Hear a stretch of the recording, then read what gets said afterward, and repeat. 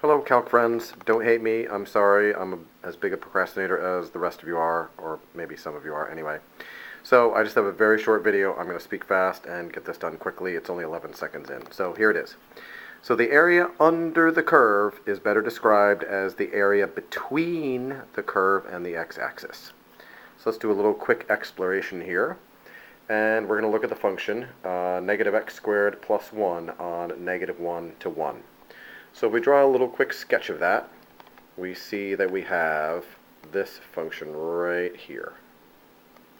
Just a little top of a parabola, and it goes up to 1, hits upside down, and it goes from negative 1 to positive 1 on the x-axis. So what we want to know is, what is the area of that little region right there just above the x-axis? In other words, between the curve and the x-axis. Well, the way we find that out is to integrate. So we're going to integrate from negative 1 to positive 1, negative x squared plus 1 dx. So we'll integrate that, and we get negative x cubed over 3 plus x, and we're going to evaluate that from negative 1 to 1.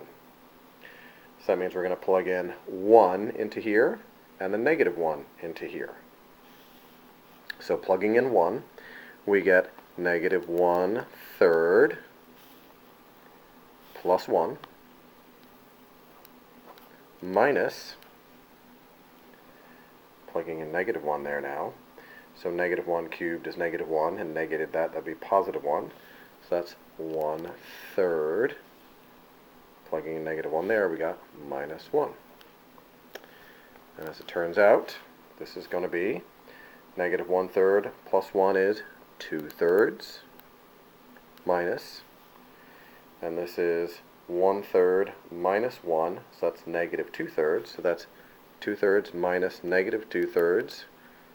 And Brandy, you're going to be unbelievably happy because again we have 4/3. So the area right in here is 4/3. So let's take a look at x squared minus 1. So instead of negative x squared plus 1, we're going to look at x squared minus 1 on the same interval. And as you might imagine, the graph of that is going to look like this. Just a little tiny bottom of a parabola, down to negative 1 on the y-axis, and goes from negative 1 to positive 1 over here. And the way we find the area in there is the same thing, we just integrate. So we have from negative 1 to 1, and we got x squared minus 1, and that's going to be the same as x cubed over 3 minus x from negative 1 to 1. So now I'm just going to plug in 1 into there. So I'm going to get 1/3 minus 1, subtract, plug in a negative 1 there. So that's going to be negative 1/3, negative 1/3 plus 1, because that's a negative x, and a negative x is a plus 1. So here we got 1/3 minus 1 is negative 2/3, minus negative 1/3 plus 1 is 2/3. So negative 2/3 minus 2/3 is negative 4/3. And because these two functions are essentially the same thing, we're able to make a nice comparison here and learn a nice little lesson. So if we are looking at negative x squared plus 1, it's just the top half of this parabola from negative 1 to 1. And this one is the, bottom half of essentially the same parabola from negative 1 to 1.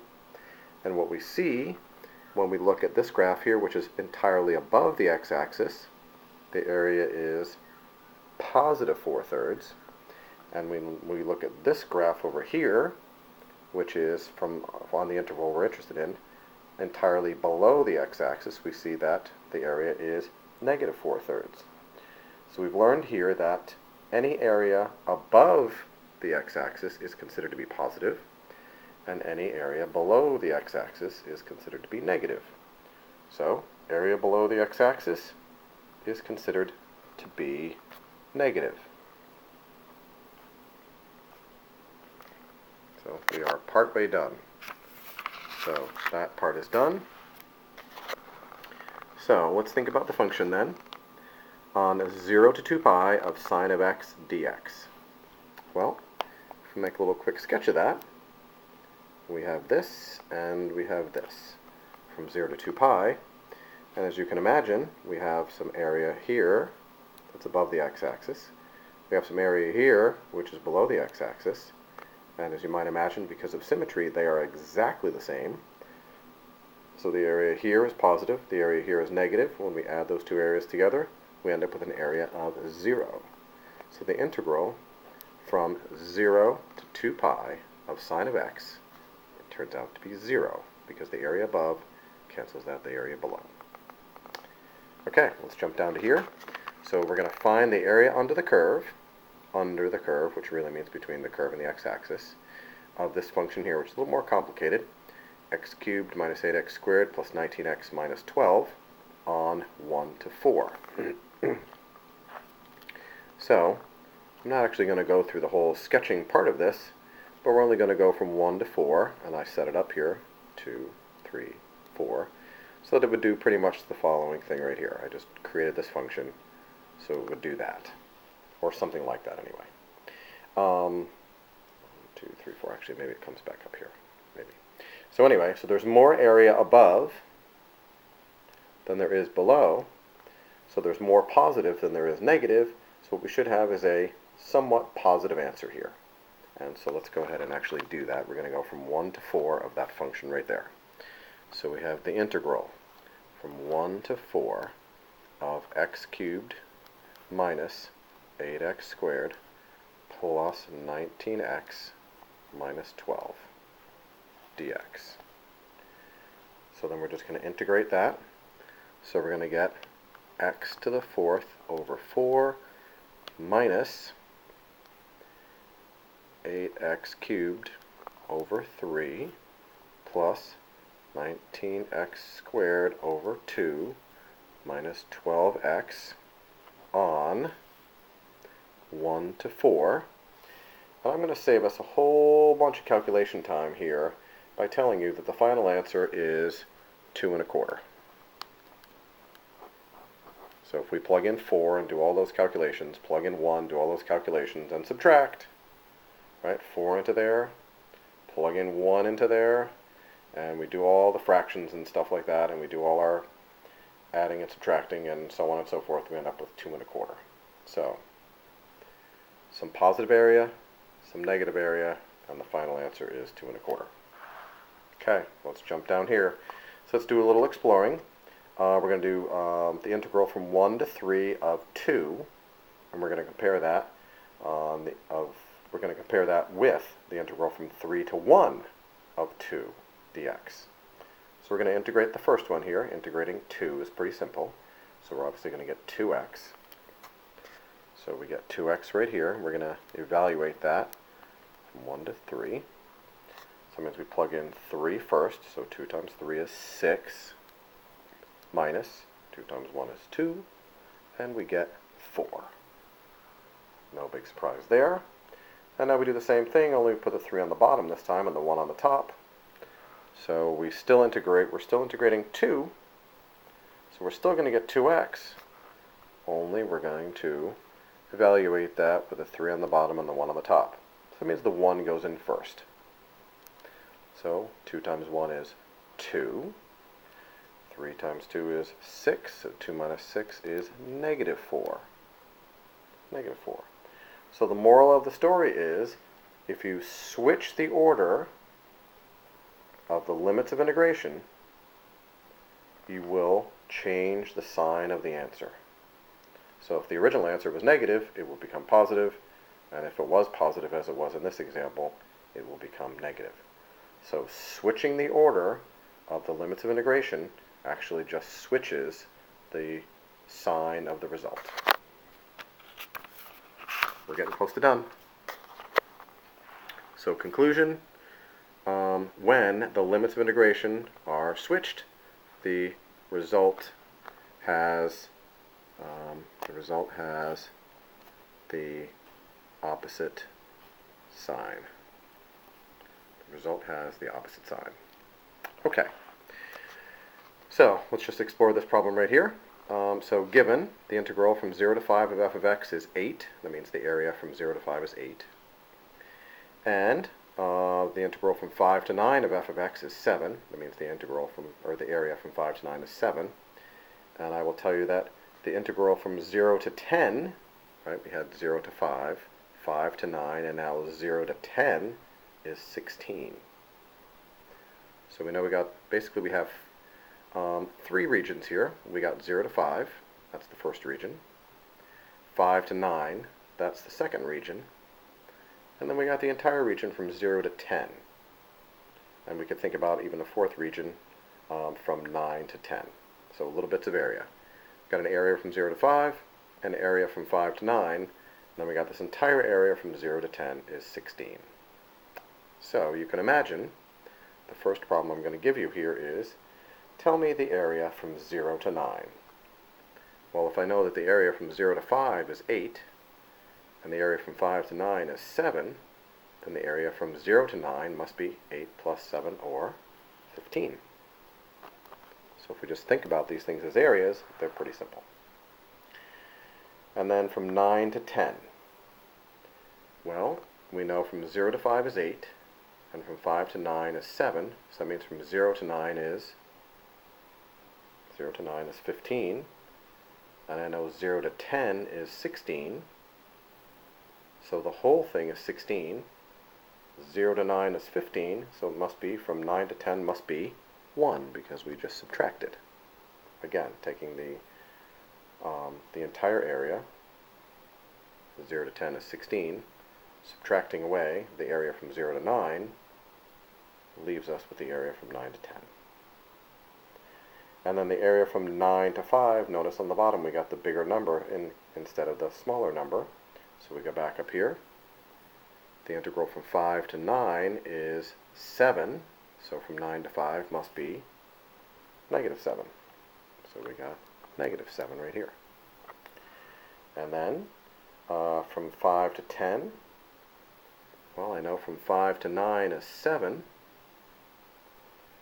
and I know from 9 to 10 is 1, so it must be from 5 to 10 is 8. 7 and 1 making 8. And lastly, from 0 to 5 of 4 times f of x. Well, I know from 0 to 5 it's 8. Well, 4 times that is just going to be, 4 times 8 is 32. There it is, 32. Pretty simple. Okay, last little bit, average value. And this is going to be hard for me to re-clip this. Hold on. Okay, I'm back. So let's say we're looking at a rectangle here. Going to be very quick here. Be done in 15 minutes. Well, 2 minutes from now. So let's say the area of a rectangle is 30, and we know the base is 10. Well then, of course, the height must be 3, because 10 times 3 will make 30. So the height is 3. So in order to find the height, we take the area and divide by the base. The area is 30, the base is 10, therefore the height must be 3. Okay, so that's easy enough on a rectangle. So let's say, though, that we have some sort of irregular shape here, which looks an awful lot like a rectangle with a wavy top. But again, the area is 30, the base is 10, so what we can do is we can find the average height of this, and it turns out that the average height of this is still going to be, in this case, average height will be 3, because if the area is 30 and the base is 10, then it must be that the average height is 3, area divided by base. So the area divided by base is 3. So, and because this is curvy here, we can say, in order to find the average height, aka the average value of a function, divide the area by the base. Well, we know with our calculus here that the way to find the area of a function is do an integral from a to b. That will give you the area. The base, of course, will be the rightmost x value minus the left x value, in other words, b minus a. That'll give you the base. So the integral will give you the area. The bottom will give you the, or b minus a will give you the base. So area divided by base will be height. So we'll just do one quick example here. So instead of integral from a to b of f of x over b minus a, it's more commonly written this way. 1 over b minus a times the integral a to b of f of x. That's the more common way to do it. So one example here. So we want to find the average value of x squared on 1 to 3. So really simple. So we just integrate from 1 to 3 x squared, and then we divide that or multiply that by 1 over 3 minus 1. Well, of course 3 minus 1 is 2, so we're really just taking half of this. So we're just going to integrate x squared, and so we get x cubed over 3 on 1 to 3, and we're going to take 1/2 of that. Sorry, getting a little crowded here. So we're going to plug in 3 first, so that's 27 thirds, or 9, minus plugging in 1 here, so that's 1/3, 9 minus 1/3, and we're going to take half of that. So 9 minus 1/3 is 8 2/3, also known as 26 thirds, times 1/2 is 13 thirds. 13 over 3. So again, the moral of the story here is when you want to find the average value of a function, integrate the function on the interval 1 to 3 or whatever it is, and then multiply it by 1 over the subtraction of the limits of integration. And that's it. See you tomorrow. No homework on this section. Bye.